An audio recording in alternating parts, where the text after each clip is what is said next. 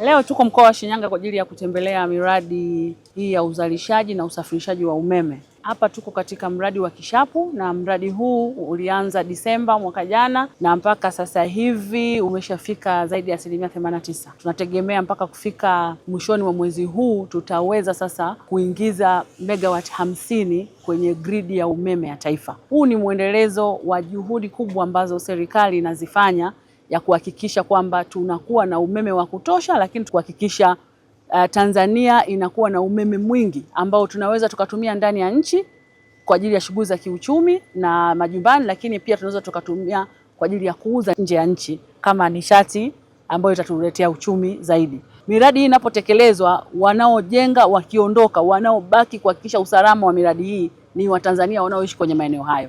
Ni lazima waone kwamba wao wamekuwa sehemu ya uendelezaji na ujengwaji wa miradi hii. Mradi huu umeanza kutekelezwa toka mwaka 2023 mwishoni na umekuwa na awamu kama mbili.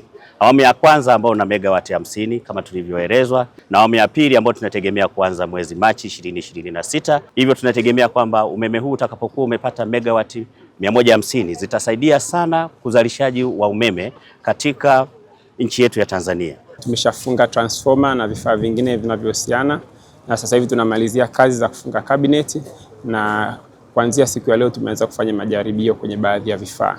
Kwa hiyo tunatarajia kabla ya mwisho wa mwezi huu wa kwanza tutakamilisha majaribio na umeme utaweza kuingia kwenye gridi ya taifa.